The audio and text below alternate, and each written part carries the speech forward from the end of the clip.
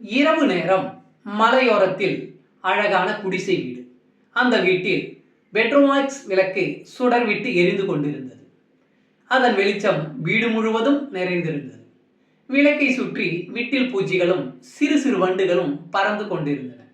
விளக்கு பிரகாசமாக சுடர்விட்டு கொண்டிருந்தது.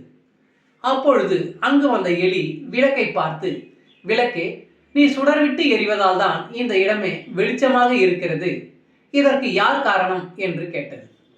விளக்கு பக்கத்தில் இருந்த தீப்பெட்டி, நான் தான் காரணம், நான் தான் இந்த விளக்கை பற்ற வைத்தேன், நான் இல்லாவிட்டால் ஏது இந்த வெளிச்சம் என்றது.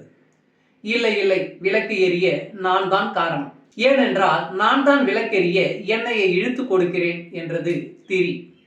இதை கவனித்த எண்ணெய் சொன்னது, அது எப்படி? நான் இருந்தால் தானே உங்களுக்கு வேலை, விளக்கு எரிய நான் தானே முக்கியம், எனவே விளக்கு எரிய நான் தான் காரணம் என்று அதட்டலாகவே கூறியது.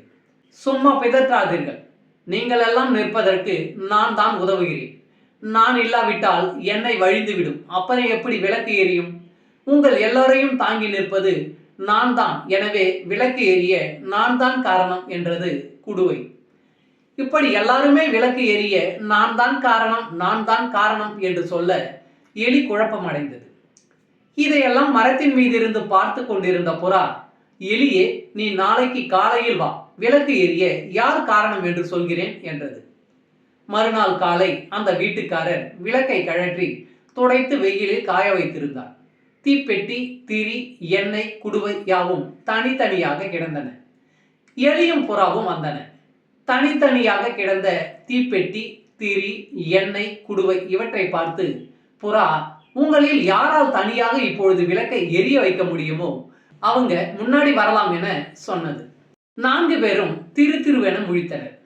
நீங்கள் 4 பேரும் ஒற்றுமையாக இருந்தால்தான் விளக்கு எரியும், உங்களில் ஒருவர் இல்லை என்றால் கூட விளக்கு எரியாது என்றது புறா. உண்மைதான், குடும்ப வாழ்க்கையும் அப்படித்தான். ஒருத்தரை ஒருத்தர் சார்ந்திருப்பதுதான் குடும்பம். அதற்கு ஒவ்வொருவரின் பங்களிப்புமே முக்கியமானது. என்னுடைய பங்களிப்பு தான் பெரியது என்ற அகங்காரம் வந்துவிட்டால் அது எல்லோரையும் பாதிக்கும். அம்மா, அப்பா, பாட்டி, தாத்தா, மகன், மகள், சகோதரன், சகோதரி என ஒவ்வொருவரும் தத்தம் பொறுப்பில் இருக்கும் கடமைகளை இருமாப்பில்லாமல் செய்தாலே போதும், குடும்பம் தழைக்கும், நிம்மதி கிடைக்கும். ஒருத்தருக்கொருத்தர் அனுசரித்து வாழ்வதே நிம்மதியான குடும்பம். குடும்பம் என்பது மக்களாட்சி போன்றது. அதில் ஒவ்வொருவரின் பங்களிப்பும் முக்கியமானது. அதனால் ஒவ்வொருவருமே தலைவர்களே. நன்றி. வாழ்க வளமுடன்.